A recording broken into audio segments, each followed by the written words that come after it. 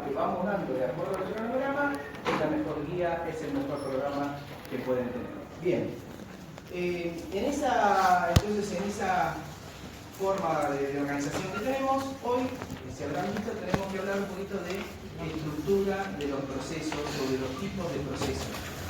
Mi idea, así como hicimos una clase muy general, la clase del martes, un poco explicar la materia y hablamos un poco del proceso, ahora la idea es ir paso a paso, ¿no? Entendiendo cómo funciona el proceso, porque un poco de lo que trata esta materia es derecho procesal, civil y comercial. ¿Alguien podría definirme lo que es el derecho procesal, civil y comercial? ¿Cómo tienen que estar compatibilizados los actos para que ese acto sea completamente válido, no tendría que tener ninguna subsanación? Perfecto. La palabra. Uno de esos contenidos sería el procedimiento. Claro, un procedimiento judicial. Exacto. ¿Y enfocado en qué? En una materia muy específica que es civil y comercial. Por eso también tienen derecho procesal. Pero esa es un área de la que se ocupa el derecho procesal. Hay otras áreas de las que también se ocupa el derecho procesal. ¿Sí? También se ocupa... Lo estoy reiniciando, capaz que ahora engancha. El derecho procesal se ocupa también de las garantías que tiene que tener un proceso, las garantías mínimas. Se ocupa también de los principios básicos que tienen que tener, de los derechos que tienen que tener las partes en el ámbito de un proceso judicial. También se ocupa de la forma en que tienen que actuar los jueces, es decir, cómo se lleva adelante esa función jurisdiccional. El derecho procesal también se ocupa de eso.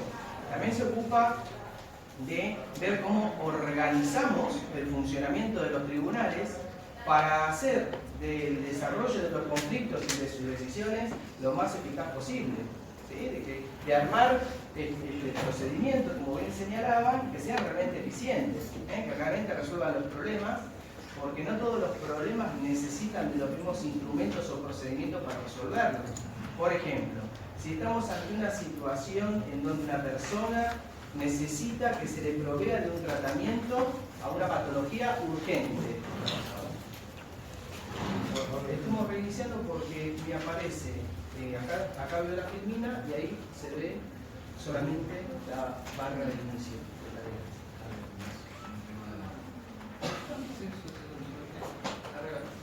¿Sí? Entonces, ahí saqué por pero se reinicia. Entonces, el derecho procesal viene a ser, como cualquier definición, como el conjunto de normas o esa área del derecho que tiene un conjunto de normas que regulan el funcionamiento de los procesos judiciales, ¿sí? En cuestiones vinculadas a lo civil y lo comercial. Ahora bien, el funcionamiento no solamente se ocupa de los procedimientos, también se ocupa de los sujetos procesales, es decir, el juez, las partes, los auxiliares que tiene el juez para llevar adelante el desarrollo y el funcionamiento del proceso, así por ejemplo un perito, así por ejemplo un oficial notificador o un oficial de justicia, todos sujetos que son también importantes para el desarrollo de actos procesales que tiendan a esto, ¿no? A facilitar ese procedimiento para resolver el conflicto. Un conflicto que ha sido el método civilizado que tiene nuestra propia organización política para resolver las controversias entre los ciudadanos o entre el Estado y los ciudadanos. Pero claro, como hablábamos recién, no todos los asuntos, no todos los problemas, no todos los conflictos pueden, digamos, resolverse bajo los mismos procedimientos. Hay asuntos que requieren de una tutela más urgente, más inmediata. Entonces les decía, una persona que necesita un tratamiento urgente que la obra social no se lo cubre, si nosotros llevamos adelante un conflicto a través de un proceso más amplio de tipo ordinario, lo más probable es que esta persona se vea gravemente afectada en su vida o en su salud. ¿Por qué? Y porque un proceso de tipo ordinario amplio es un proceso que lleva tiempo, que cubre plazos, etapas, donde se presentan las partes, donde discuten. Esto prolongado en el tiempo afectaría sus derechos. Entonces el tipo de proceso ordinario no sirve para atender cuestiones vinculadas a urgencia o tutelares de urgencia. Sí. ¿Necesitaría una medida cautelar? Por ejemplo, necesitaría una medida cautelar. O puede ser que también necesite de un proceso constitucional de amparo, muy bien. necesitamos otro tipo de procedimientos. Entonces el derecho procesal se tiene que ocupar también de ¿qué? De estudiar, de analizar y de regular procedimientos que sean adecuados para garantizar una tutela efectiva de acuerdo al tipo de conflicto que se va llevando adelante. Y claro, la forma de organizar esto también depende un poco de la cultura jurídica, de la organización o del conjunto de ordenamientos jurídicos que regulan las conductas de las personas de acuerdo a una sociedad y en un contexto determinado. No es lo mismo el desarrollo de procesos judiciales en una sociedad como la China comunista o por ahí como otro tipo de sociedades, como por ejemplo sociedades bajo el Islam, como sucede en Arabia. Su estructura, sus organizaciones son distintas porque tienen formas distintas también de resolver las controversias. ¿A qué voy con esto? Que el derecho procesal se ocupa entonces también de regular los procedimientos adecuados de acuerdo al tipo de conflicto que se está tratando, ¿sí? Y en esta inteligencia, entonces, cada país, en particular la Argentina, que está dividida en provincias, cada provincia tiene la facultad de administrar su justicia, de acuerdo a su realidad de conflictos, también organiza los procedimientos acorde a los conflictos que lleva. No es lo mismo, por ejemplo, una provincia que tiene una gran producción minera, ¿sí?, a otras provincias que no la tienen, que tienen más producción agraria. Entonces, por ejemplo, nosotros no tenemos fuero en materia de derecho de minería, pero hay otras provincias que sí tienen un fuero que se ocupa en materia de derecho de minería, porque son asuntos que son conflictos que no aparecen en el contexto territorial en el que nosotros estamos. Entonces, el derecho procesal también se va amoldando de acuerdo a las regiones, de acuerdo a las problemáticas que toca, digamos, regular o resolver. Y ahí aparece una figura muy importante que es la del legislador, y es el legislador el que crea las normas adecuadas de acuerdo a los tipos de conflictos que tiene que regular. Entonces, ahí el legislador sanciona leyes especiales de procedimiento. Esas leyes especiales de procedimiento son los códigos procesales. Y los códigos procesales, en particular, en el área civil y comercial, ¿qué van a regular? ¿De qué se van a ocupar? Bueno, de ordenar un debate, es un conjunto de actos, un conjunto de procedimientos que van a ordenar un debate de cuestiones vinculadas al derecho civil o conflictos vinculados al derecho civil y comercial. ¿Estamos hasta ahí? El derecho procesal civil y comercial entonces se ocupa de los procedimientos, se ocupa de los sujetos y se ocupa también de la organización de la justicia de acuerdo a sus necesidades y a sus problemas particulares en cada región. Entonces, a partir de aquí, de las particularidades y las problemáticas que presenta, el legislador va a organizar el funcionamiento de esa justicia. ¿Cómo lo organiza? A través de fueros, ¿sí?, donde van a actuar tribunales.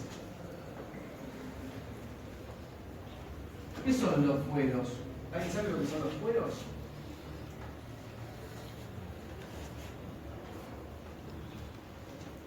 Fuero civil, fuero... ¿A qué se referirá? A la materia en la que piensa. Exactamente, los fueros hacen referencia a las áreas jurídicas que en particular el legislador instala para que funcionen los tribunales, ¿sí? Esas áreas jurídicas definen las materias sobre las cuales los tribunales tienen que actuar. Es decir, los fueros tienen que ver con uno de los elementos o contenidos de la competencia que tienen los tribunales para intervenir en determinados asuntos. ¿Quién define la competencia? La define el legislador. Y la define el legislador de acuerdo a la problemática que en particular tenga cada región territorial. ¿Está bien? Por esto que hablábamos recién. Entonces, los tribunales también, el legislador se va a ocupar de darle un propio funcionamiento, una propia constitución orgánica. ¿En qué sentido? Bueno, en algún momento para la provincia de Buenos Aires se entendió que la mejor forma de abordar los problemas de familia eran con tribunales de familia. ¿Sí? Eran con tribunales de familia. Y entre el año 97 hasta más o menos el 2013 funcionaron tribunales de familia. Pero después se dieron cuenta que el tribunal de familia, es decir, 3 jueces para resolver un conflicto de familia cuya dinámica, ¿sí?, esta constitución de un tribunal realmente entorpecía y hacía poco eficiente el proceso que tenga que resolver los 3 jueces, se dijo, ahí está, estructura, es lo que dice estructura. Bueno, se entendió que era realmente una organización que no funcionaba. Entonces se dividieron en juzgados. ¿Sí? Juzgados que están encabezados de un solo juez. Un solo juez que tiene funcionarios y empleados y que lleva adelante el trámite de los procesos judiciales en materia de fuero de familia. Entonces, el derecho procesal y los procedimientos se sostienen también de la mano de la determinada organización judicial que el legislador haya desarrollado en el territorio que le tocó resolver cómo organizar el funcionamiento de la justicia. Estructura. Ese. Muy bien. A partir de esa organización judicial, ¿cómo se materializa esto? A través de leyes orgánicas.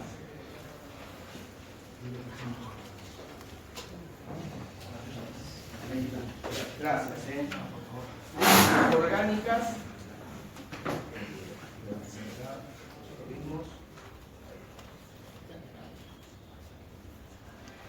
Leyes orgánicas que son las que organizan el funcionamiento de los tribunales de justicia de acuerdo a los fueros, en los que se haya decidido distribuir la competencia de los jueces para resolver estas cuestiones. Así, por ejemplo,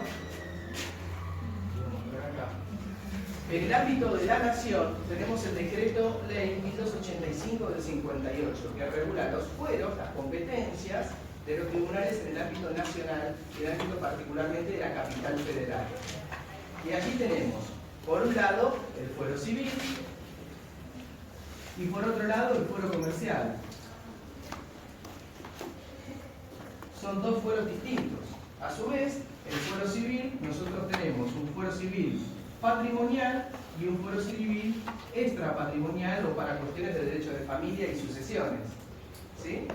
En el ámbito comercial, bueno, es todo lo que tiene que ver con el ámbito comercial. Y lo que se pretende es instalar una justicia de menor cuantía o vinculada a procesos que no tengan un monto mayor a una determinada suma de dinero que la tienen que determinar y cuestiones vinculadas al derecho del consumidor. Pero hoy en líneas generales está dividida en 2 grandes fueros.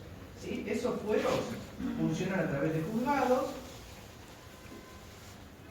¿Sí? Y se instala el sistema de la doble instancia. ¿Esto qué es la doble instancia?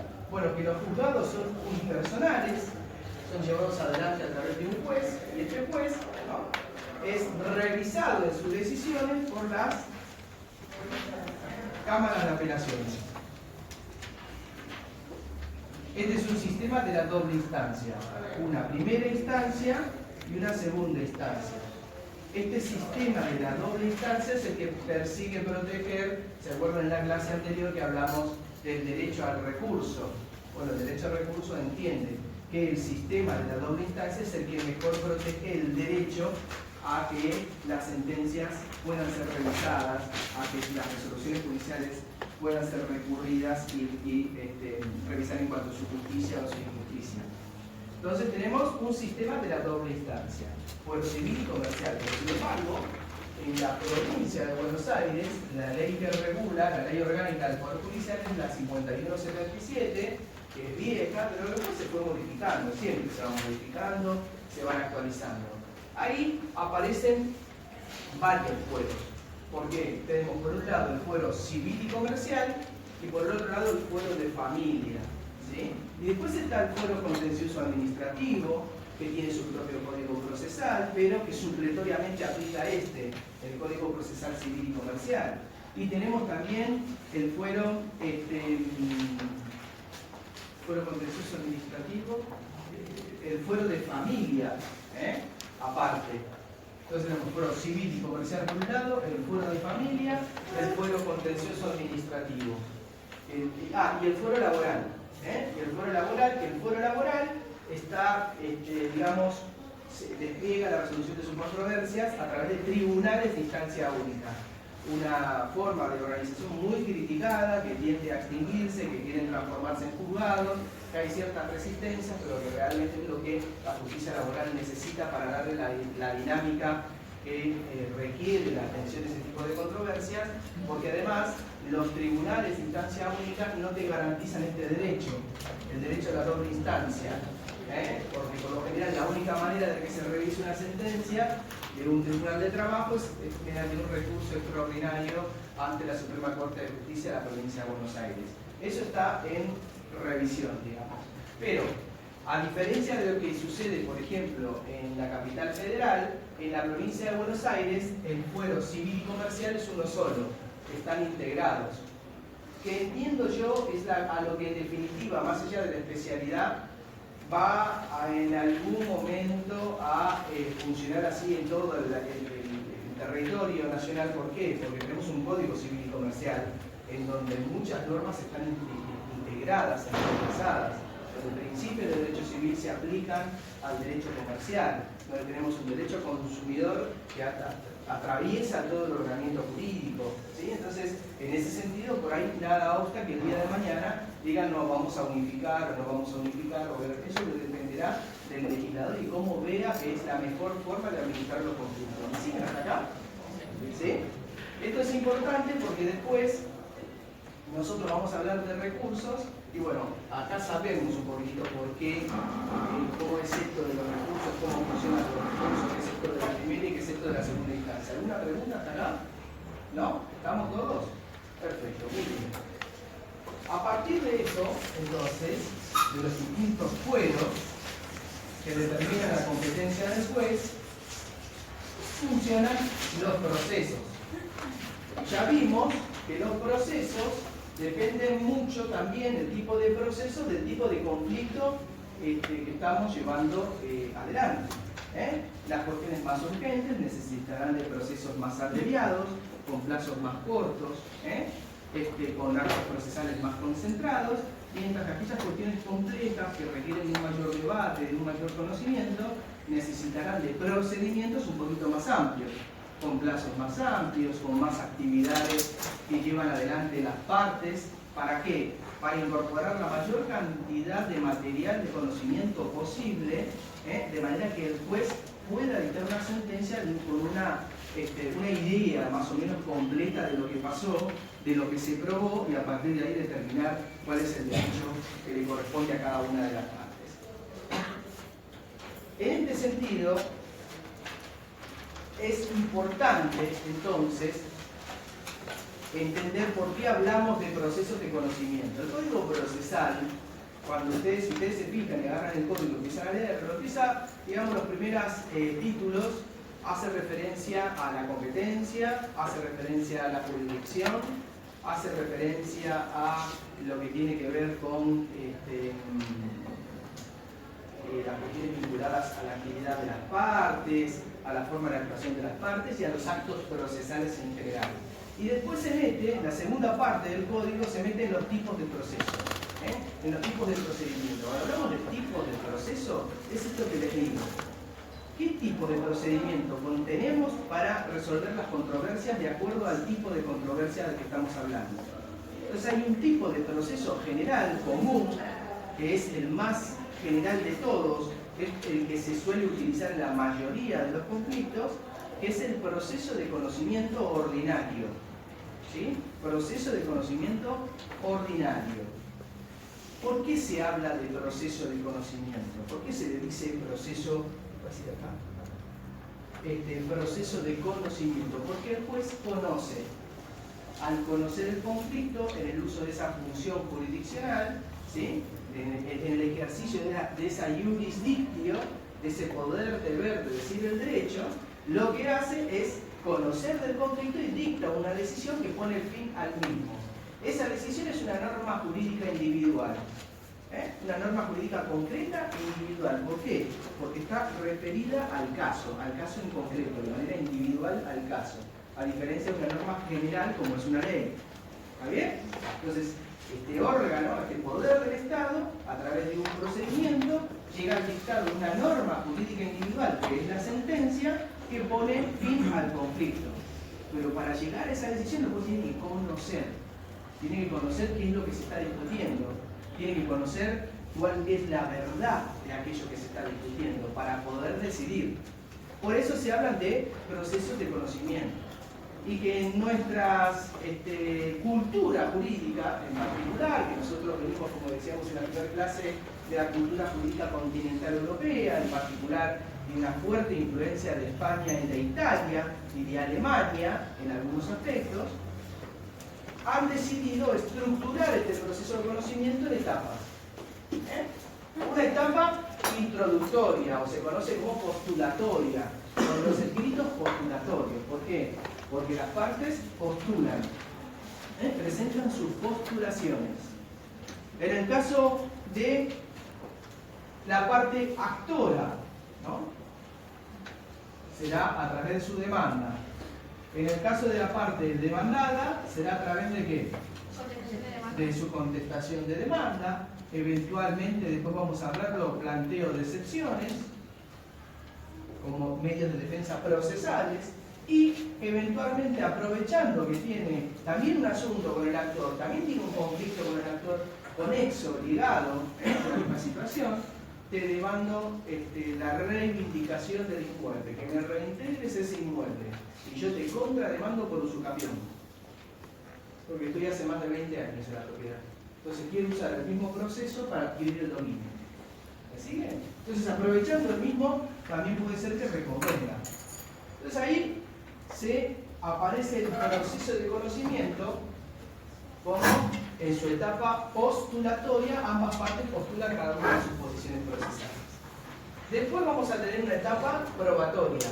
Una vez que tenemos definido lo que se conoce como el tema decidendum, lo van a ver escrito mucho, decidendum, o objeto litigioso, o tema a decidir, conflicto a decidir. Una vez que lo tenemos delimitado a partir de lo que las partes manifiestan, bueno, están expuestos los hechos, las partes alegaron hechos que sostienen su retención, su defensa, lo tienen que probar.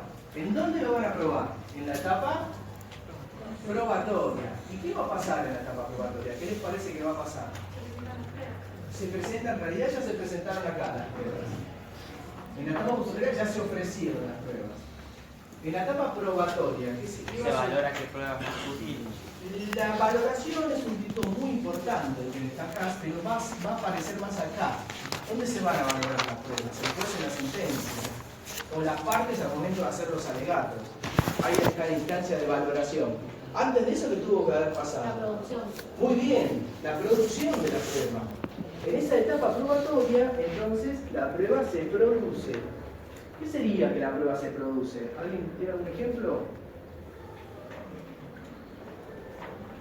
¿Testigos? Por ejemplo, muy bien, testigos. Peritos. Peritos llevan adelante la pericia. Las partes se presentan y declaran a través de la denominada prueba confesional, también en extinción, porque para mí es inconstitucional. Estás obligando a que reconozca un hecho como muy cierto. Cuando la Constitución dice que nadie puede ser obligado a declarar contra sí mismo. Y la fórmula de la confesional es, para que jure como cierto que usted chocó. No tengo por qué estar reconociendo esto. Sin embargo, está. Bueno, tiene una explicación cultural, tiene una explicación histórica, que es un medio instalado, introducido de las legislaciones españolas, que a su vez tiene raíces en el Código Procesal de la Inquisición canónica, de la Santa Inquisición, por eso está ahí la prueba confesional. Ahora se le dice para que jure como es cierto, y en aquella época se lo sometía a ciertos procedimientos de tortura y demás para que lo reconozcan. ¿Sí? Pero bueno, han quedado algunos vestigios en la producción de estos medios de prueba. Por eso que la mayoría de las reformas códigos procesales ya eliminan la prueba confesional y hablan de sí algo importante, que es el interrogatorio de las partes. El libre interrogatorio de las partes. Yo puedo interrogar a las partes. Bueno, cuénteme cómo es esto, qué es lo que hizo, qué es lo que no hizo, poder contrainterrogar, poder, digamos, que se amplíe un poquito más. Bien, entonces en la etapa probatoria vamos a producir toda esa prueba. Cuando esa prueba se produjo, toda esa prueba se produjo, se incorporaron evidencias al proceso. ¿Qué serían las evidencias? Las fuentes de prueba y los resultados de las fuentes de prueba. Es decir, qué es lo que arroja como confirmación de los hechos los medios de prueba que se producen. Con los testigos, bueno, sus declaraciones permitirán advertir si realmente el hecho existió o no existió. Lo mismo con los peritos, lo mismo con la prueba confesional, lo mismo con la prueba informativa, lo mismo con un reconocimiento judicial que se haga. A medida que después cuando entramos en la etapa probatoria vamos a ir viendo esto. Pero en definitiva, en la etapa probatoria, cuando están incorporados ya todos los resultados de los medios de prueba que se han producido, bueno, entonces sí ya el juez cuenta con todo el material para poder dictar sentencia. Y allí pasa la etapa resolutiva. La etapa resolutiva es la etapa de auto para sentencia. El juez dicta sentencia y lógicamente la sentencia va a ser lugar al derecho de una parte y va a condenar a la otra, o va a rechazar la pretensión y va a admitir la defensa de la contraria. Bueno, siempre una de las dos partes se va a ver perjudicada o va a ver afectado su derecho. Bueno, justamente esta idea de la doble instancia se le permite recurrir ¿ante quién? Ante las cámaras de apelaciones. ¿Para qué? Para que la Cámara de Apelación del fuero que corresponda revise la justicia o la injusticia de esa decisión. Nosotros nos vamos a ocupar entonces de ver cómo funciona cada una de estas etapas, cuáles son los requisitos, cuáles son las condiciones que se tienen que dar para que ustedes como profesionales el día de mañana sepan qué hacer, cuándo hacer y cómo hacer en cada una de estas etapas. En la etapa introductoria, las posibilidades que nos da, en la etapa probatoria, en la etapa conclusiva y después en la etapa impugnatoria con los recursos.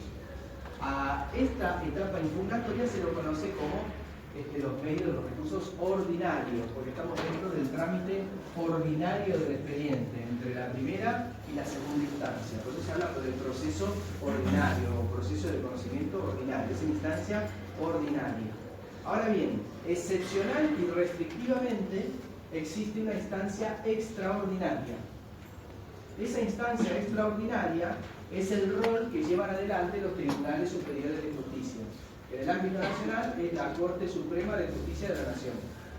En el ámbito de cada provincia, Tribunal Superior de Justicia, Suprema Corte de Justicia de la Provincia de Buenos Aires, por ejemplo, y cada provincia tiene su superior tribunal, que atiende o que resuelve de carácter extraordinario, y lo extraordinario es tal cual. No cualquier asunto ingresa al ámbito de las Cortes, al ámbito de las instancias superiores. ¿Por qué? Solamente ingresan cuestiones vinculadas a la mala aplicación del derecho o cuestiones vinculadas a la Constitución, a la interpretación de la Constitución. ¿Por qué? Porque los tribunales superiores son garantes de la supremacía constitucional. De allí que la etapa casatoria o extraordinaria es bastante restringida y bastante difícil de ingresar, pero es una instancia muy importante, porque allí los tribunales superiores cumplen una función, dos funciones muy importantes que las tienen que ir sabiendo, por lo menos siguen escuchando. Una es la función nomofiláctica y otra es la función uniformadora. En la función nomofiláctica se hace referencia a la aplicación de la ley y a mantener la supremacía en la aplicación de la ley. La interpretación que hacen los tribunales superiores de la aplicación de la ley y de cómo debe leerse la ley es la máxima y superior interpretación. Y es la que determina y define cómo debe interpretarse una ley. Entonces mantiene la supremacía de la ley y el imperio de la ley a través de sus sentencias. Es una forma de garantizar la seriedad de la función jurisdiccional en la aplicación de la ley. De manera que también esta función nomofiláctica hace las veces de criterio o doctrina jurisprudencial que van a tener que seguir después los tribunales inferiores y también los ciudadanos cuando regulan sus relaciones jurídicas o situaciones jurídicas.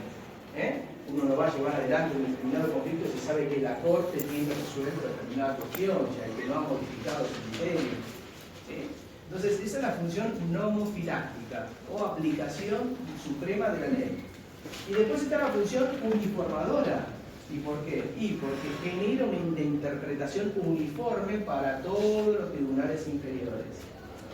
Fija la interpretación general y uniforme. De esta manera, ellos integran la aplicación de la ley o cumplen un poquito esa función.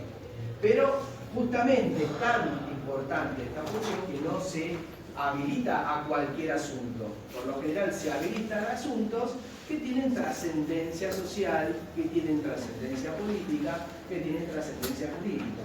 Aunque, por vía de la jurisprudencia y a la luz de que se vean vulnerados derechos constitucionales, también existe la posibilidad de la intervención de los tribunales superiores en cuestiones vinculadas a algo que se llama la arbitrariedad en la órbita nacional o el absurdo, que es lo mismo en el ámbito de la provincia de Buenos Aires.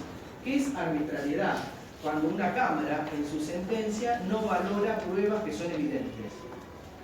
Cuando en su decisión se aparta de las propias constancias del proceso y de lo que realmente surge del proceso y decide algo totalmente distinto e injusto. ¿Ahí qué hay? Hay arbitrariedad. ¿Por qué? Porque la Cámara violó el principio, ¿se acuerdan que vimos? De congruencia, que tiene que respetar lo planteado de las partes, lo que surge del proceso. Ahí se violó la congruencia de forma arbitraria. Entonces es lógico que, como se está vulnerando la garantía de la constitucional, la tutela judicial efectiva, al derecho de defensa que tienen las partes, al acceso a la justicia en particular, aparece la doctrina de arbitrariedad como un mecanismo para resolverlo. Pero salvo esos asuntos, después es muy restrictivo el acceso en la Corte. Que se apunta, por lo menos en el ámbito nacional, se apunta a que la Corte cada vez actúe en menos casos y que actúe solamente en casos de trascendencia política, como va a ser la Corte Suprema de los Estados Unidos. Un poco apuntan hacia esa forma. Muy bien, ¿hasta acá estamos? Sí. Sí, son 2 horas. ¿Parece un cafecito?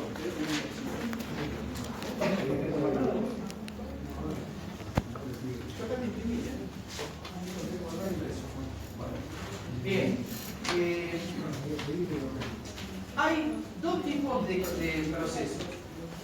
No procesos, vamos a hablar de situaciones más que procesos, ¿no? de conflictos, en un caso son conflictos, en otro de situaciones a resolver, que ustedes van a ver en los libros. Hay situaciones que tienen que ver con una contienda, entonces se habla de procesos contenciosos. ¿Por qué? Porque hay una contienda, hay un conflicto entre partes, y esto es lo que tiene que resolver el juez. De acuerdo si es una cuestión civil o una cuestión comercial. ¿Está bien? En los conflictos contenciosos se habla de partes. Parte actora y parte demandada. ¿Está bien? Muy bien. Y después hay procesos del tipo voluntarios.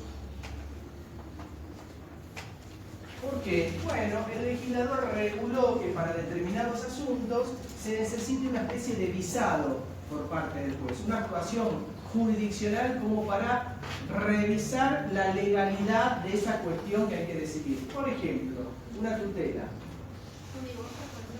El divorcio, un divorcio voluntario, con buen acuerdo. Ahí es voluntario. Ahora, si es unilateral, ya es contradictorio, ya es contencioso.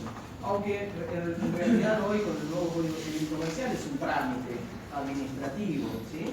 Pero hay algunas cuestiones que pueden llegar a discutirse en el ámbito de un proceso de divorcio unilateral. Por ejemplo, la fecha de separación de hechos, que es muy importante para determinar los derechos que tienen las partes en la comunidad conyugal. la fecha de separación, porque los bienes adquiridos antes o después o ingresan o no ingresan en el ámbito de la comunidad conyugal, ¿sí? Y esa cuestión puede eventualmente hacer contencioso el trámite del divorcio. Pero en líneas generales tenemos procesos contenciosos donde se habla de partes y tenemos procesos voluntarios como la tutela, la curatela, la guarda. Tenemos la adopción, donde no se habla de partes, se habla de peticionantes.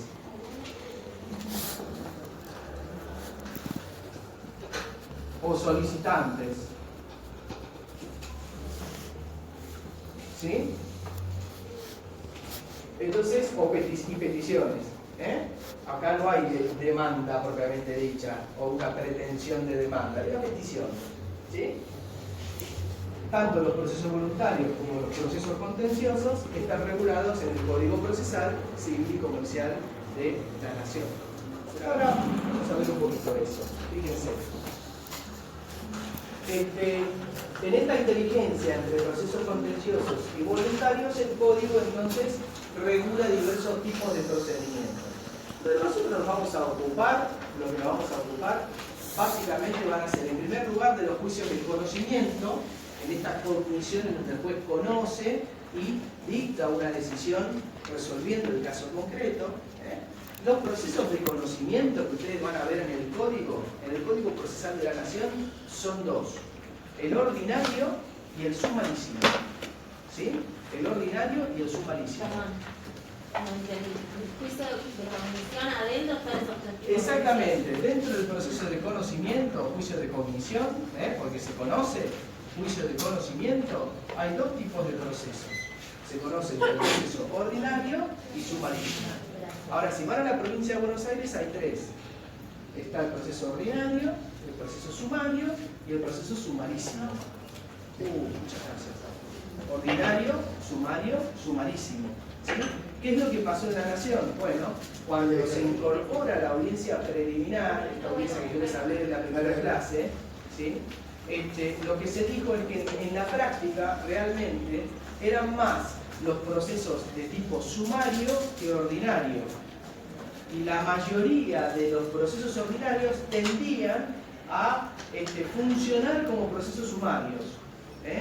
Por ejemplo, en el proceso ordinario yo presento la demanda, pero después podía ofrecer la prueba. ¿Cuándo? Cuando se abría prueba del expediente. En el proceso sumario no. Yo tenía que presentar la demanda y ofrecer la prueba en esa misma oportunidad. La práctica hacía ver que en realidad en los ordinarios yo ya presentaba la demanda y ya ofrecía la prueba.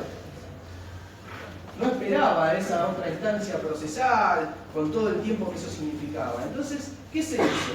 Al juicio ordinario se lo sumarizó y se mezclaron reglas del proceso ordinario con el proceso sumario. Ambos son procesos de conocimiento. Lo que sucede es que uno es como más restringido, tiene menos plazos, tiene plazos más abreviados o tiene actividades más concentradas que en el otro. Por ejemplo, en la prueba. En el sumario se ofrece todo junto, en el ordinario solamente se presenta la demanda o se define el conflicto que se está reclamando. Pero entonces el Código Procesal de la Nación dijo, no, vamos a hacer dos tipos de proceso. El ordinario, ¿sí? Y para aquellos asuntos que haya que resolver de forma urgente, porque se están afectando derechos constitucionales, vamos a regular el sumarísimo.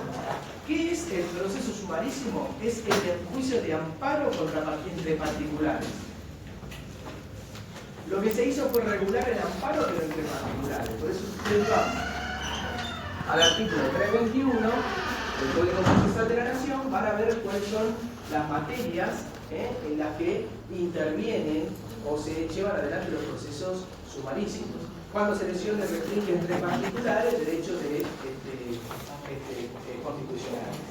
¿Por qué fue así? Bueno, porque cuando antes de la reforma a la Constitución Nacional del 94, el amparo fue una creación jurisprudencial. Ustedes lo saben, ¿se acuerdan? En el caso Siri y Cot. La Corte, en la década del 40, crea a través de estos dos célebres fallos, Siri y Cot, incorpora en el ordenamiento la figura del amparo, que no existía hasta ese momento. Amparo que copiamos de una constitución de México del siglo XIX. Y ahí viene el juicio del amparo. Entonces, como estaban frente a una regulación media sui generis desde la órbita jurisprudencial, lo que se hizo fue sancionar la ley 16986, si mal no recuerdo, que es la Ley Nacional de Amparo. Pero esa Ley Nacional de Amparo está para regular las lesiones constitucionales o las restricciones a los derechos constitucionales que provoca el Estado, pero no al problema entre particulares, es decir, que alguien venga y me vulnere un derecho, por ejemplo la obra social, en particular.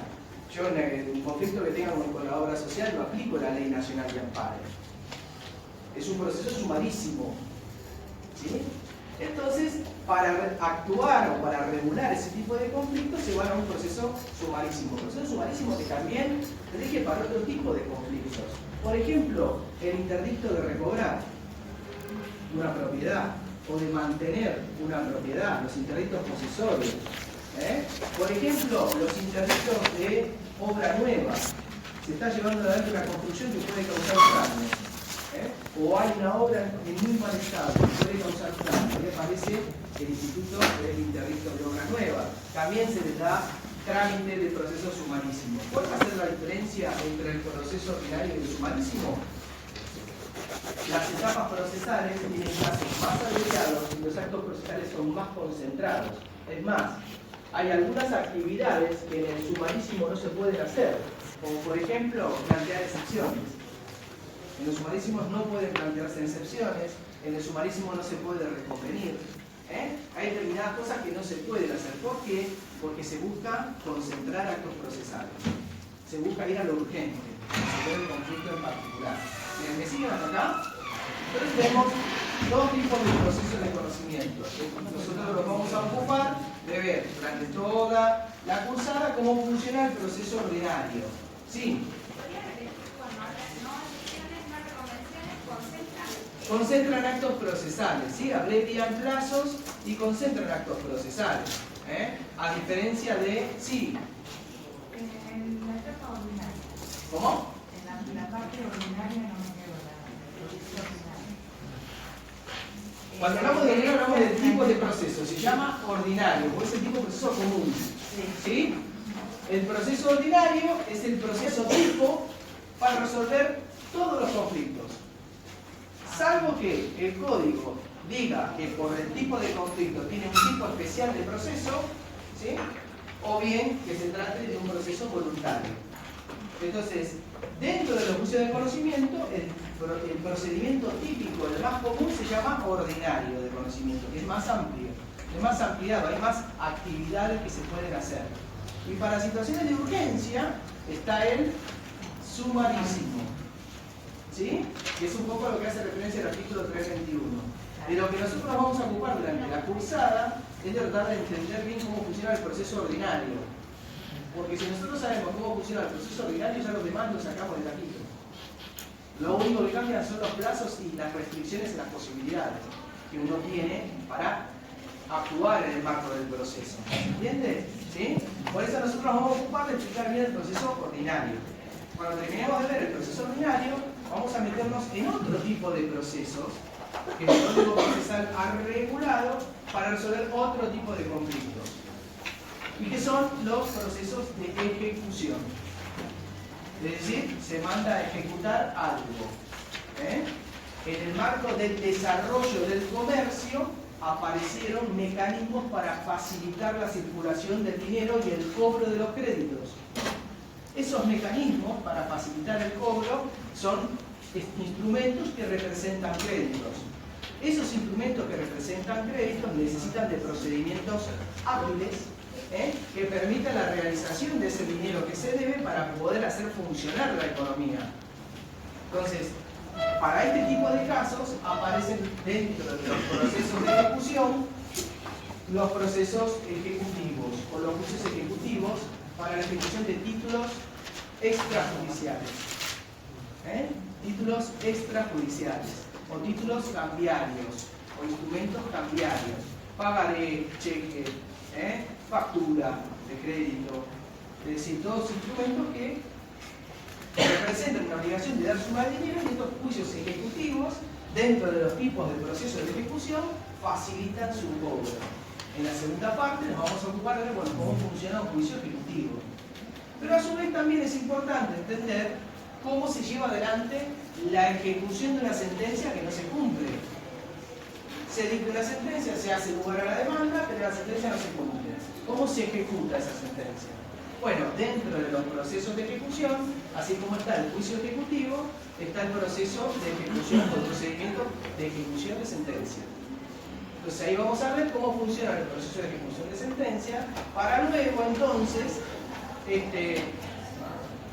comprender qué es esto de la subasta, cómo funciona la subasta, en qué consiste la subasta, de cuáles son bienes muebles, inmuebles, o derechos, o acciones, o lo que fuera. ¿Me siguen hasta ahí? ¿Está bien? Entonces eso lo vamos a ocupar en la segunda parte. A su vez, también hay tipos de conflictos que vienen de la mano de una problemática a veces social o general y que necesitaron por parte del legislador regular procesos que se llaman especiales, que son procedimientos judiciales que tienen características especiales. Por ejemplo, el interdicto de recobrar, el interdicto de retener una propiedad, por ejemplo, el incidente para la rendición de cuentas, por ejemplo, cuestiones vinculadas a los procesos de desalojo, los procesos de desalojo. Es decir, en los procesos de desalojo se establecieron ciertas pautas, ciertas reglas especiales para abordar ese conflicto. Entre otras cosas, ¿qué pautas especiales? Bueno, también se restringe la posibilidad de plantear reconvenciones, se limita la posibilidad de reconvenir, se limitan determinadas actuaciones. Eso, en todo caso, después vamos a hacer alguna comparación para mostrar las características que tienen. Una de las más importantes es que notificada la demanda, uno puede pedir el desalojo anticipado del inmueble antes de dictar la sentencia, como una manera de proteger la propiedad. Son características especiales y por eso se habla de, en un título dentro del código van a ver que dice procesos especiales. Ahí van a ver todos los tipos de procesos que tienen como características particulares de acuerdo al tipo de conflicto que se lleva adelante. ¿Está bien? ¿Sí? Y después tenemos los denominados procesos urgentes o de conocimiento abreviado, que son las medidas cautelares, que son, por ejemplo, las medidas autosatisfactivas, que son, por ejemplo, la acción preventiva del daño, que hoy la tienen en el artículo 1710 y siguientes del Código Civil y Comercial de la Nación, una acción preventiva, que es un proceso judicial para justamente prevenir un posible daño en algún derecho, ante una urgencia.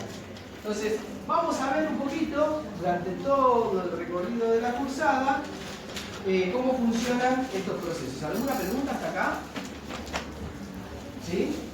¿Estamos? ¿Tienen un código? ¿Por qué no lo abren y fíjense en el índice? Lo que yo les estoy diciendo. Fíjense el índice del código. Se divide en libros, en títulos, títulos, revísenlo. Y fíjense que ahí aparecen procesos de conocimiento, después aparecen procesos de ejecución, aparecen procesos especiales, ¿sí?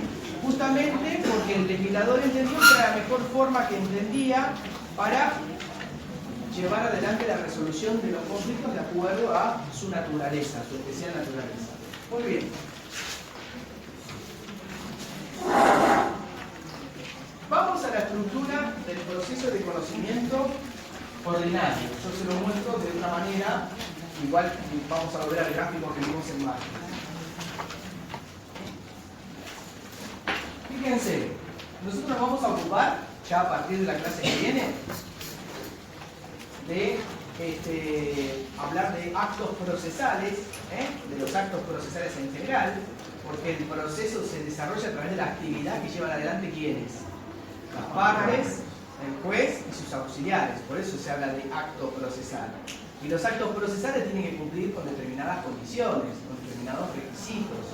Así, por ejemplo, si uno hace presentaciones, tienen que hacerse en idioma nacional, tienen que hacerse con un determinado formato, se regula hasta el tipo de letra y el color de los escritos. Tienen que estar firmados, esas presentaciones tienen que colocarse en un cargo de recepción de ese escrito para dejar constancia de esta recepción. Es decir, vamos a hablar un poquito de los actos procesales, vamos a hablar de las partes, ¿sí? Y qué condiciones tienen que tener las partes para poder actuar en un proceso. Entonces vamos a ir viendo de a poco, ya con más profundidad, cada uno de los temas, pero por lo menos primero tiene que tener una visión general de qué estamos hablando para poder comprender después por qué es importante hablar de acto procesal, por qué es importante hablar de parte, por qué es importante hablar de procedimiento, de etapas procesales. ¿Está bien? La primera, un tema importante que yo por ahí no lo toco, pero que también integra el derecho procesal, es la mediación, como actividad, es un método alternativo de resolución del conflicto. Lo que sucede es que en líneas generales el derecho procesal se ocupa del proceso judicial, del conflicto en sí, pero la mediación es una instancia más que integra el derecho procesal y que seguramente aquellos que hicieron teoría general del proceso con Dioguardi les habrán hablado también de la mediación. Cuando terminan después de cursar, o cuando se reciben, después también van a tener que interiorizarse en técnicas de mediación y de negociación, porque es una instancia obligatoria previa al inicio del juicio. Nosotros vamos a explicarles cómo funciona el juicio. ¿Está bien? Lo primero que tenemos que tener en cuenta es que el proceso se inicia con ¿qué? Con la demanda, con aquel que pretende, aquel que presenta el conflicto. Pero hay veces que esa demanda, como vimos en la clase anterior, no tiene todos los requisitos que debe de cumplir. ¿Por qué? Bueno, no tenemos el domicilio del demandado, desconocemos quién habita o quién está ocupando el inmueble, desconocemos si existe o no existe un testamento sobre el cual nosotros tenemos que solicitar algún tipo de medida. Bueno, a esos efectos aparecen las denominadas diligencias preliminares o preparatorias. ¿Por qué se llaman preparatorias? Porque preparan los requisitos, las condiciones para poder armar la demanda. Por ejemplo, no conozco el domicilio del demandado. Solicito al señor juez que remita un pedido de informe a la Cámara Nacional Electoral o al Registro Nacional de las Personas, o bien a un organismo que ahora también se usa mucho, que es el SINTIS, Sistema Integral Nacional Tributario y Social, que se cruza mucha información allí, para que me diga cuál es el último domicilio de esta persona. Entonces esa medida se llama diligencia preparatoria. Cuando esa medida es contestada, yo voy a poder en mi demanda poner demandado a González Alberto con domicilio en tal lugar. ¿Sí? O el domicilio que conocemos. Con las diligencias preliminares y preparatorias también el Código habilitó esto de la posibilidad de incorporar pruebas de manera anticipada que pueden llegar a perderse.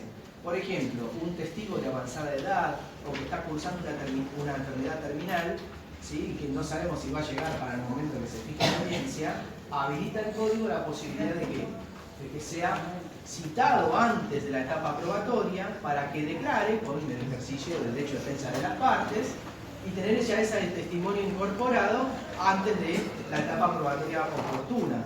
¿Cuándo procede eso? Cuando hay situaciones de urgencia y que esté en riesgo o esté en peligro, que esa prueba se pierda. En los procesos de mala praxis, ¿qué es lo que se manda a secuestrar siempre?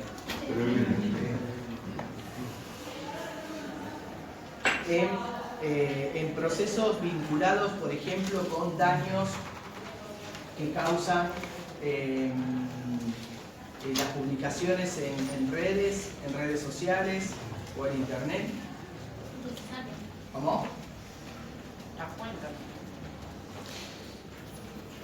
Uno puede solicitar el secuestro de información digital o la constatación de información digital a través de pericias, ¿sí? También uno puede pedir de forma anticipada ese tipo de documentos. Cuando hablemos de prueba documental van a ver que los documentos electrónicos son una especie de documentos. Lo que son llamadas y mensajes también, ¿no? Por ejemplo, llamadas, mensajes de WhatsApp, mensajes en Facebook.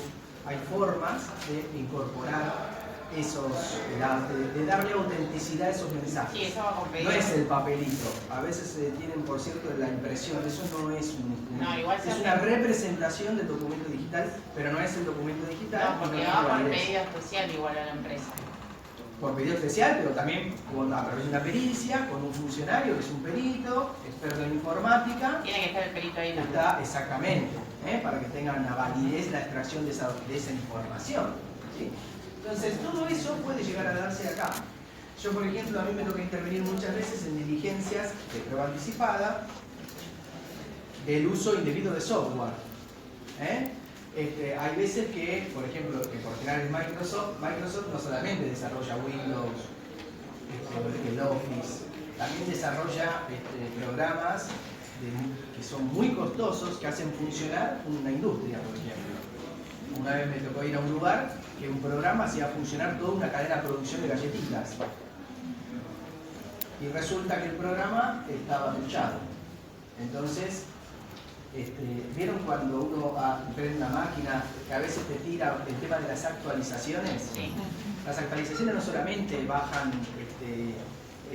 software para actualizar por cuestiones de seguridad, también disparan mensajes que verifican si esa licencia está vigente o no. Cuando la licencia no está vigente, en Estados Unidos le pide una alerta. Le dice, ojo, porque tiene una licencia sin pagar. Entonces le dicen a sus representantes legales en Argentina que lleva adelante una acción para cobrar esa licencia. Estamos hablando de licencias que valen $300.000, $500.000 dólares. Mucha licencia de diseño y sobre todo. No estamos hablando del Windows. Entonces, ¿qué sucede? Matan ese requisito de los abogados aquí. Lo primero que hacen es una diligencia preliminar o diligencia, pero es conservatoria o de anticipo de prueba. ¿Para qué? Para que un perito en informática se presente en la empresa, acompañado de personal policial, oficial de justicia, allane, ingrese y se ponga a peritar cada una de las máquinas. Entonces, Hasta el 2019 había uno que trabajaba acá, que era abogado de Microsoft. Entonces ponían unas camionetitas que tenían las antenas y detectaban la empresa donde tenían el software liberado. Y después mandaban la orden judicial y entraban y allanaban directamente. Y encontraban el software y cobraban. van y empiezan a ingresar cada máquina, cada CPU. Van a las máquinas, se ponen a ver, funcionan, se bajan toda la información. Te bajan toda la información. Si el perito detecta que hay una licencia de uso indebido, que se está usando indebidamente la licencia, sin abonar, se tiene la prueba acreditada. Ya está.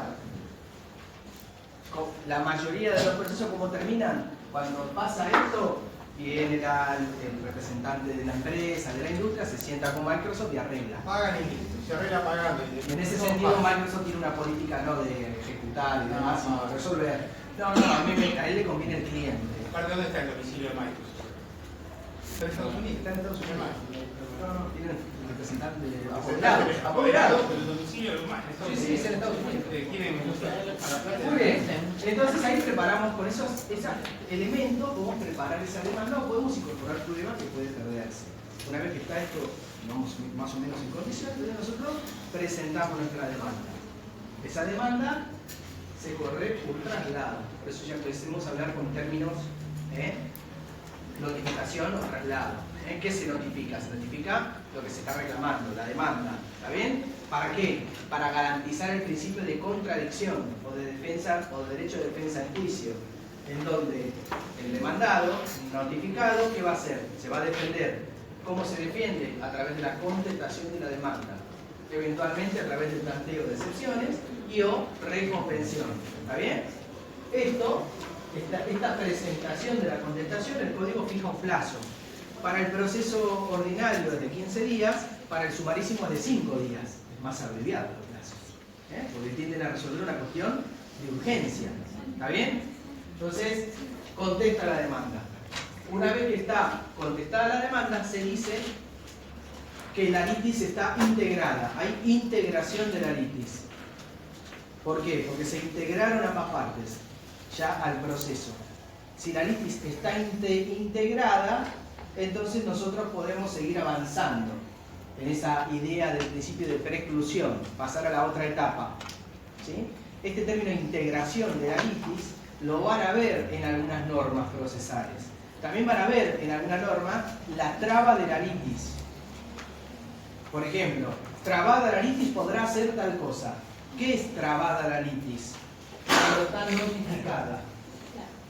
Cuando yo notifico la demanda y la persona toma conocimiento, ahí lo trabo, lo emplazo al proceso, queda afectado al proceso. Entonces ahí se produce la traba de la litis. ¿Está bien? ¿Sí? Vayan escuchando estos términos porque después a medida que vamos viendo el código se van a dar cuenta que son importantes para entender en qué etapa estamos. Si hablamos de integración de la litis, ya se presentó el demandado. El demandado se presentó en la litis. Si hablamos de traba de la litis es porque se notificó. ¿Está bien? Una vez entonces que está planteada la cuestión, ahí abrimos a prueba. Se produce el auto de apertura a prueba. En el ámbito nacional, la apertura a prueba se ordena y se fija en la audiencia, que es la audiencia preliminar. Y en esa audiencia preliminar, que es oral, que está el juez, que están las partes, se discute, primero si hay posibilidad de un acuerdo, y si no, se trata de determinar concretamente cuáles son los hechos necesarios vinculados al conflicto. Un poco lo que hablábamos en la clase anterior. Para sobre esos hechos, entonces sí, ahí fijar o determinar cuáles son los medios de prueba que vamos a producir. Y que los medios de prueba realmente sean los necesarios. Yo les puedo asegurar que esa audiencia preliminar ha abreviado mucho el tiempo en los procesos.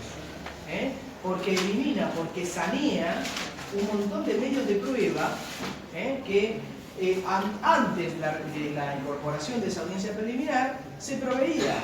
Y eso implicaba que se dicten audiencias, que se dispongan medidas informativas, que se dispongan pericias, que en realidad era innecesario. Por ejemplo, proceso de bienes y perjuicios. Una de las pruebas que se ofrece es la pericial contable para que un contador me diga si esa póliza está vigente. Que revisen los registros de la compañía de seguros y me diga si esa póliza está vigente. Si las partes se presentan y no dicen nada de la póliza, se tiene que estar reconocida que está vigente la póliza. Entonces no es necesario producir prueba contable. O si la parte se presenta y dice, reconozco si la póliza, que existe esta póliza y que la póliza está vigente, no es necesario designar un perito contador para que me lo determine, porque ya está reconocido por la parte. Entonces, eso te permite sanear, limpiar, sacar todos esos medios de prueba que en definitiva lo único que van a hacer es incrementar el tiempo y el costo económico de los honorarios de todos los profesionales que intervienen. Bien. Entonces esta apertura a prueba y esta audiencia preliminar es muy importante. Después cuando se decide qué medios de prueba se van a producir, aparece el periodo probatorio. Que termina en lo que les dijo Ignacio Olaje el otro día en el auto de clausura de prueba. La clausura de la prueba se da luego de certificar las pruebas. Después vamos a volver sobre este término, pero se habla de certificación de pruebas. ¿Alguien escuchó esto en algún lugar? ¿En su trabajo vinculado a esto? Certificación de pruebas. ¿Qué es la certificación? Es un certificado que emite el secretario que dice certifico. Parte actora, prueba informativa producida a fojas 26. Prueba pericial apegada a fojas tanto. Prueba testimonial, ver declaraciones de... ¿sí? Certifica cuáles son las pruebas que se produjeron. ¿Y eso qué te permite? Te permite ver si lo que se produjo es la totalidad de lo ordenado. Porque respecto de lo que se ordenó y no se produjo, las partes tienen que expedirse, tienen que decir lo que va a hacer. ¿Va a desistir? ¿No va a desistir? Puede ser sancionado por negligencia o pueden perder la prueba por caducidad. Entonces, la certificación es muy importante también para depurar el proceso y ver en qué situación estamos. Si el proceso ya produjo toda la prueba, entonces aparece esta instancia tan importante. Esto es en el proceso ordinario. Porque si vamos al sumarísimo no se puede alegar, no hay alegatos en el proceso sumarísimo. Es una de las actividades que no se puede hacer, por ejemplo. Alegatos. ¿Está bien? En los alegatos, entonces las partes describen al juez cuáles son su posición y con qué pruebas entienden que se ha acreditado los hechos que ellos manifestaron. Y que por lo tanto se tiene que hacer lugar a la sentencia a su favor. Ahí aparecen los alegatos. Una vez que está cerrada, entonces, esta instancia de las partes, termina la carga de las partes para impulsar, para activar el proceso y pasa la responsabilidad al juez. ¿Cómo? A través de una providencia que se llama autos para sentencia. Esa providencia de autos para sentencia es la que dicta el juez, donde él ya asume la responsabilidad de dictar sentencia dentro del plazo de ley. Dicta la sentencia definitiva, cuya justicia o injusticia será por las partes, en todo caso, impugnada a través de ¿qué? Del recurso de apelación, que resolverá en definitiva la Cámara a través de una sentencia definitiva en segunda instancia. ¿Se entiende hasta acá cómo es la organización? Muy bien. Esta sería la estructura del proceso ordinario de conocimiento. Vamos a la estructura de los procesos de ejecución, en particular y del juicio ejecutivo.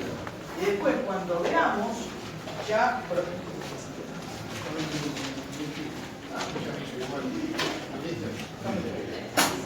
Sí.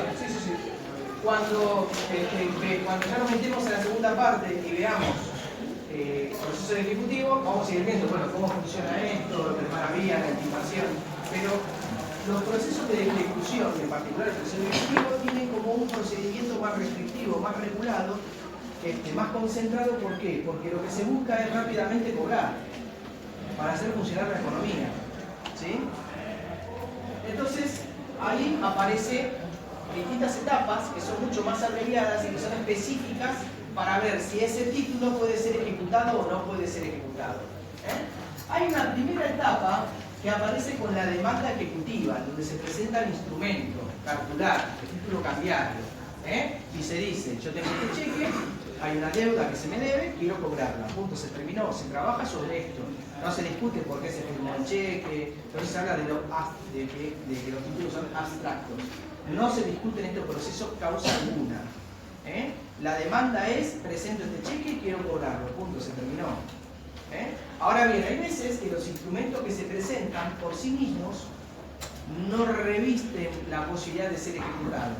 Por ejemplo, firmo un instrumento privado donde digo que le debo a otra persona una suma de dinero. Al ser un instrumento privado que no tiene ningún tipo de validez en principio de oponibilidad frente a terceros, lo que se hace con esos instrumentos y que no revisten, digamos, los requisitos de los títulos cambiarios, como es un cheque, como es un pagaré, que tiene determinados requisitos, que si se cumplen no hay problema, pero al ser un simple instrumento privado de reconocimiento de deuda, yo tengo que hacer valer ese reconocimiento. Entonces, para hacer valer ese reconocimiento y para poder acreditar esa deuda, aparece lo que se llama el preparavía. El preparavía ejecutiva es un procedimiento en donde se cita al deudor para que reconozca si esa obligación existe, si su firma es la del instrumento. Si la reconoce, entonces queda habilitada la vía. Si no la reconoce la firma, entonces se abrirá a prueba, dentro de esa incidencia que se ha planteado en el preparavía, para que un perito diga si la firma le pertenece o no le pertenece. ¿Está bien? ¿Ves? Reservado para esa cuestión. Entonces puede haber un preparavía o puede haber una demanda ejecutiva. Que el acto procesal seguido es la orden del juez para que pague. Intimación de, si es un título que es extrajudicial y es válido, intimo para que pague. Punto. La intimación supone también la notificación para que dentro de un plazo pueda defenderse esta persona. Pero por ahí dice, sí, pagué, acá está el instrumento. Bueno, ¿dónde puedo hacer valer eso? En las excepciones que puedo plantear en el juicio ejecutivo, que son defensas bien taxativamente identificadas en la ley. No puedo hacer otra cosa que no sea el ejercicio de esas defensas. Si tengo otra cuestión para resolver, no la puedo resolver acá. Voy a tener que iniciar lo que se llama el ordinario posterior, o un juicio posterior para repetir lo que pagué. Pero primero tengo que pagar, porque se busca la realización. No se puede reconvenir. No se puede reconvenir, no hay posibilidad de contestar demanda, como la contestación de la demanda de los procesos ordinarios. Acá solamente puede presentarse y pagar. Ejemplo con la tarjeta de crédito es... Sí, ahí donde vamos con la tarjeta de crédito. El ejemplo es ahí.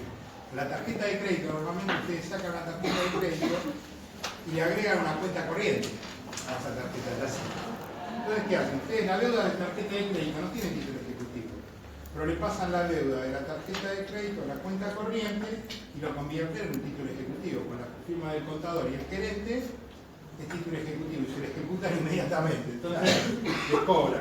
Ahí es la diferencia entre una cosa y otra. Porque normalmente en todas las tarjetas de crédito las saben con una cuenta corriente. Aunque no le den la chequera, no importa. Hay una cuenta corriente dentro de... Ahí te ejecutan el saldo deudor de cuenta corriente. Directamente. No el saldo de la tarjeta. El saldo deudor que queda. Se lo Que es el dinero que supuestamente cubrió lo que gastaste Claro. con la tarjeta. Muy bien. Después de estas excepciones, eventualmente puede haber un periodo de cobertura que es muy restrictivo para situaciones muy particulares. Por ejemplo, una pericial caligráfica, porque yo puedo poner acá una excepción de falsedad de firma. O decir, no, la firma no es mía. Bueno, puede haber, es por lo general que se da ese tipo de apertura a prueba, si no, ni se da. Y ya se dicta la sentencia que se llama el trance y remate, porque termina el proceso ejecutivo, eventualmente se ejecuta y puedo apelarla también esa sentencia y la revisará la segunda instancia. Pero acá después vamos a ver que la apelación yo no puedo apelar cualquier sentencia del juicio ejecutivo. El código me limita la posibilidad de apelar. Por ejemplo, solamente puedo apelar si planteé excepciones. Si no planteé excepciones, esa sentencia es inapelable. Se busca la realización del crédito. ¿Estamos hasta acá? La estructura general de esto del juicio ejecutivo. En el proceso de ejecución de sentencia es más abreviado todavía. Porque son más limitadas las excepciones y porque lo que yo voy a ejecutar es un título ejecutorio, ya es una sentencia, o bien un laudo de un tribunal arbitrario, o bien una sentencia homologada, una homologación, que reviste la calidad de título ejecutorio, no de título ejecutivo. Se llama título ejecutorio porque tiene que ver con una sentencia, una resolución que ha adquirido ejecutoriedad, está firme, emitida por un órgano judicial y que por lo tanto es ejecutable por una vía especial de ejecución, que es la ejecución de sentencia, más restrictiva que el proceso ejecutivo. Las excepciones son muy pocas. Pago, transacción, conciliación u otro, y nada más. Connovación. Son muy poquitas las excepciones que yo tengo. Novación o conciliación, ¿sí? Después, lo que hay, por ejemplo, no hay una intimación de pago, no es que te intimo, ¿no? Hay un embargo y te cito de venta, directamente. Ya la sentencia es ejecutoria. Te embargo y te cito para que plantees algo, pero si no, voy para adelante con la venta en pública subasta de los bienes que embarguen, ¿sí? O la realización de los embargos de dinero que se hayan realizado.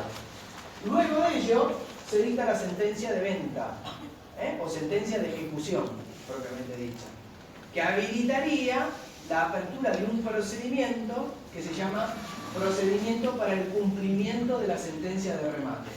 Que ahí es donde aparece la subasta, la subasta de bienes muebles, inmuebles y el procedimiento para poder subastar, ¿sí?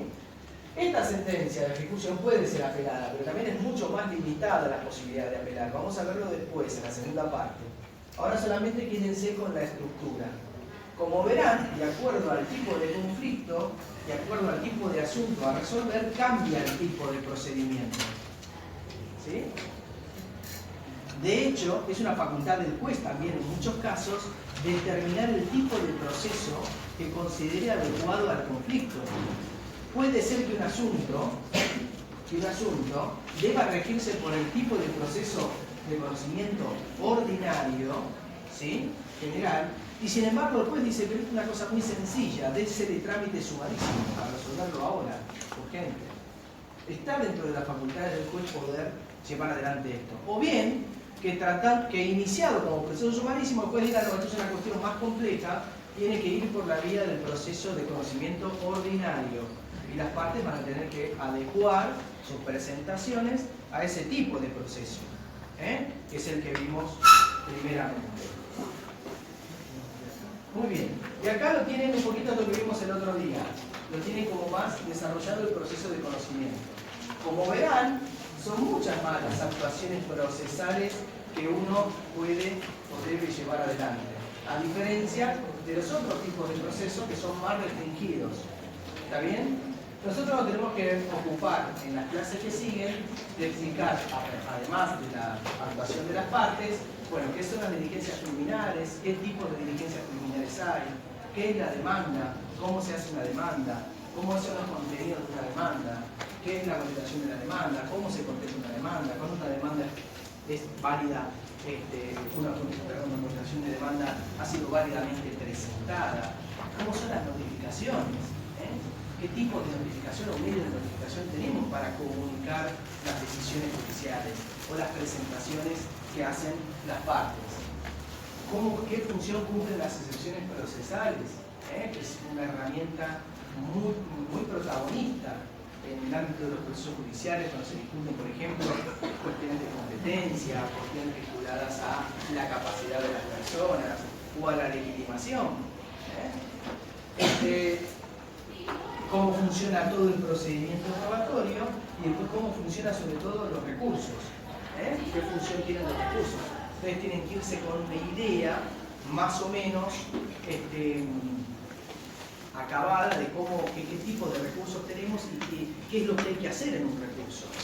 Y nosotros hoy en la profesión lo vemos, las deficiencias que tienen muchos profesionales cuando hacen un recurso y te das cuenta porque lees el fallo y te dicen, por tanto es insuficientemente fundado, el recurso interpuesto, rechácese y queda firma las decisiones. Porque muchas veces no se pone el foco en lo que es realmente importante en materia de recursos y lo que la Cámara tiene que realmente ver, qué es lo que nosotros tenemos que lograr en esas decisiones. ¿Estamos hasta acá? Bien. Muy bien. ¿Alguna pregunta? Solo por conocer nada más, cuando después llega una sentencia en primera instancia, en su experiencia, es mucha la cantidad de profesionales que deciden atacar esa decisión y pasar a una segunda instancia. Sí, la mayoría. ¿Sí? Y por lo menos el perdidoso siempre trata de hacer trabajo. Está. Esa es la tendencia, digamos. Sí, por supuesto. Ya es un poco más difícil y más restringido cuando tenés que plantear un recurso extraordinario.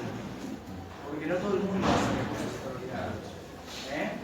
Hay, de hecho, hay estudios que se dedican a hacer solo recursos extraordinarios. Y aparte, la instancia extraordinaria es como otro fuero. La Corte sabe quiénes son más o menos los abogados que hacen recursos extraordinarios. O sea, es lamentable, pero la Corte mira quién firma. No, y independientemente de eso, Cuando hay un planteo, muchas veces miran quién es el abogado que firma, si es un jurista reconocido, si no, si quién es. la presentación tiene que tener 26 renglones, Claro, aparte de que tiene otra, es otro fuero. Cuentan los renglones, llegan a tener 26 y ya la rechazan. Es otro fuero. Pero ahí sí se hace un poquito más complicado. Nosotros no llegamos a ver el recurso extraordinario, pero porque no nos da tiempo. Cuando ustedes se reciban, sí es importante por ahí que conozcan, que hagan se especialicen o hagan alguna cuestión en materia de recurso extraordinario, porque es una herramienta de trabajo muy importante. Aparte que jerarquiza, es muy interesante trabajar en recurso extraordinario. Yo lo tengo que hacer, pero como soy defensor oficial y no me queda otra. Entonces yo planteo el recurso extraordinario. A veces me da bola, a veces me la planchan mal. Pero porque es muy restringido ese ámbito, ¿sí? Pero es interesante, es un campo interesante para trabajar. Lo que sucede es que nosotros tenemos que ocuparnos primero que entiendan esto. Cuando ustedes entienden esto, ya después, ya les digo, vienen a la especialización de procesal o a la maestría de procesal constitucional y ahí seguimos trabajando y estudiando las cuestiones, ¿sí? Entonces, de alguna manera, nosotros nos tenemos que ocupar de que ustedes entiendan cómo funciona esto. ¿Está bien? Por eso, por ahí, en la primera clase uno como que se queda medio como, uy, ¿qué es esto? Chino, ¿de qué me están hablando?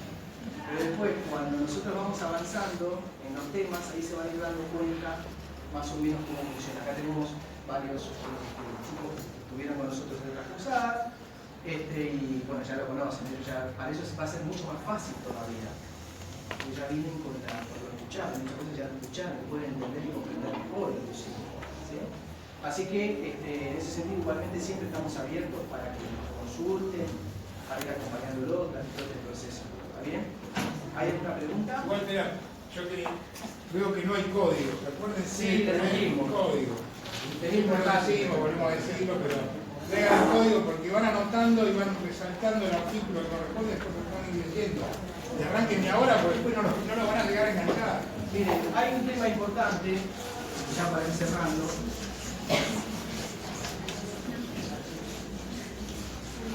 El código procesal empieza, ustedes se fijan, no todos los códigos procesales empiezan igual. Algunos códigos procesales empiezan por los derechos de las partes. Otros empiezan no, por la función jurisdiccional. El Código Procesal Civil y Comercial de la Nación y en general la mayoría de los códigos procesales del país, que tenemos 24, 25 por la ciudad de Buenos Aires, empiezan con el capítulo de competencia y jurisdicción. En el ámbito de la competencia, ¿qué era la competencia? ¿Dónde pueden entender cada juez? ¿Dónde puede entender cada juez, básicamente? ¿Qué materia? El área de entendimiento que le corresponde a cada juez, ¿no? Ese es un aspecto, en realidad, la competencia regula, organiza y regula el ejercicio de la jurisdicción. ¿Sí? Es un límite al ejercicio de la jurisdicción y ese límite está dado, como bien decís, en razón de la materia, ¿qué más? En razón del territorio, en razón del grado. Hay jueces competentes de segunda instancia, que son los camaristas, ¿está bien? Y ellos son competentes ¿para qué? Para intervenir en las apelaciones de los jueces de primera instancia, cuando se les ha asignado ese proceso por un sorteo correspondiente. Hay un procedimiento para asignar a las cámaras, ¿sí? Cuando veamos recursos vamos a hablar un poquito de cómo se organizan las cámaras, qué organización tienen, cuántos juzgados, cuántos camaristas integran, cómo se asigna un expediente a una cámara, vamos a hablar un poquito de eso. Pero, entonces, la competencia regula la actividad o la función jurisdiccional, ¿sí? Y establece los límites al ejercicio de esa jurisdicción, organiza el ejercicio de esa jurisdicción. ¿Por qué? Porque la competencia protege este derecho constitucional del juez natural. Entonces determina previamente qué jueces van a intervenir en ese asunto, por ley anterior al hecho del proceso, ¿está bien? Materia, territorio, grado. Los artículos 1 a 9, 12 del Código Procesal Civil y Comercial les habla de la competencia. Es decir, ¿cuál es la competencia para el fuero civil y comercial? ¿En qué asuntos interviene el fuero civil y comercial? ¿En razón de qué? En razón del territorio. En razón del territorio.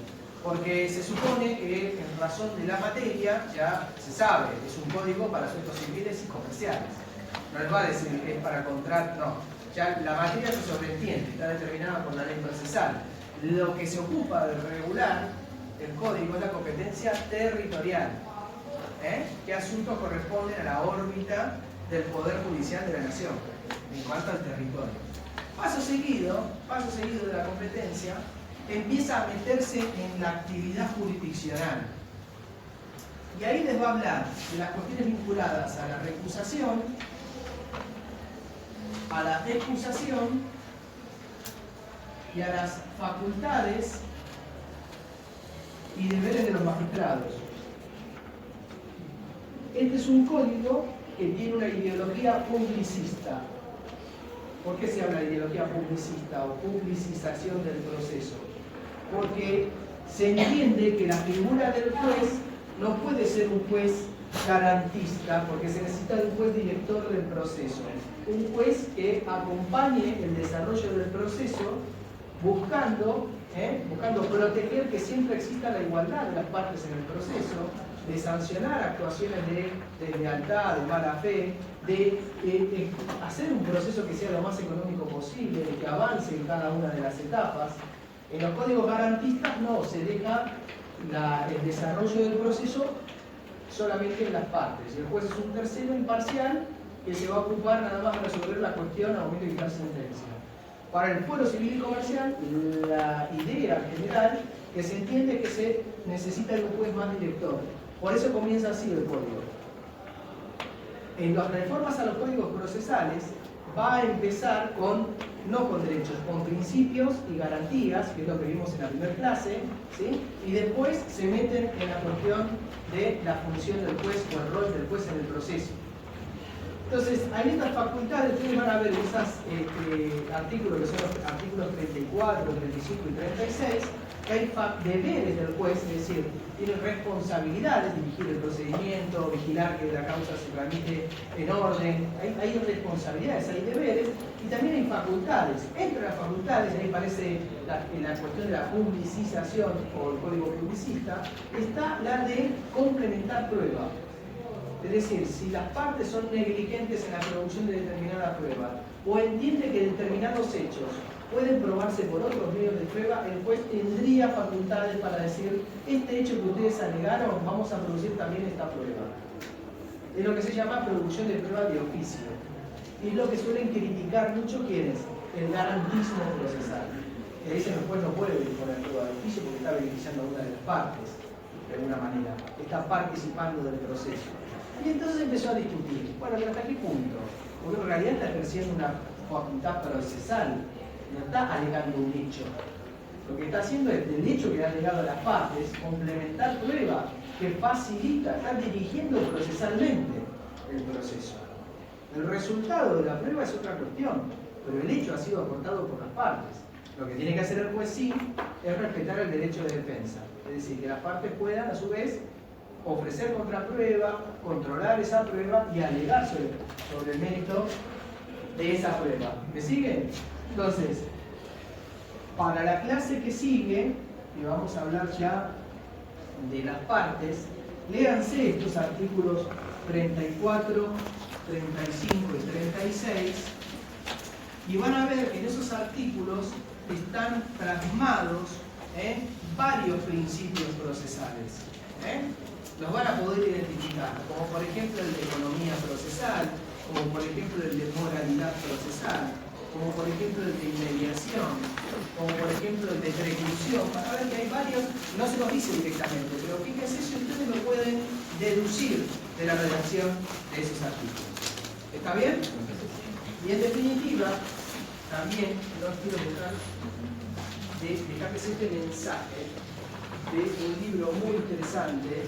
Son 3 tomitos. Nosotros tenemos una fuerte influencia del derecho procesal italiano, sobre todo de un código de una reforma que hizo Italia en la década del 40, que se lo tildó de código fascista, pero en realidad estos tipos eran recontraliberales, lo único que eran fascistas. Pero sí entendían que el proceso tenía que funcionar de manera efectiva. Entonces Piero Calamandrei, que fue un jurista muy reconocido y fue abogado de la matrícula y se dedicaba a hacer recursos de casación. Era como un abogado medio mediático, pero era un gran jurista, era un tipo de una oratoria terrible. Pero en uno de estos libros deja algo que es muy importante que no podemos dejar de transmitirles, como idea, sobre todo para el abogado. ¿Sí? Para obtener justicia no basta con tener razón. Por eso es muy importante el derecho procesal. Esto que les decía el doctor García, yo puedo tener la mejor de las demandas, pero si no pruebo, como diría Gilda, fuiste. ¿Sí? Entonces, para obtener justicia no basta con tener la razón. Hay que tener razón, hay que saberla exponer, encontrar quien la entienda y la quiera dar, y por último, un deudor que la quiera pagar. Resume un poquitito el avatar que implica un proceso judicial y de lo que nosotros queremos tratar de transmitir para prepararlos para llevar adelante un proceso. ¿Está bien? Bueno, gente, nos liberamos ahora, ya que buen fin de semana.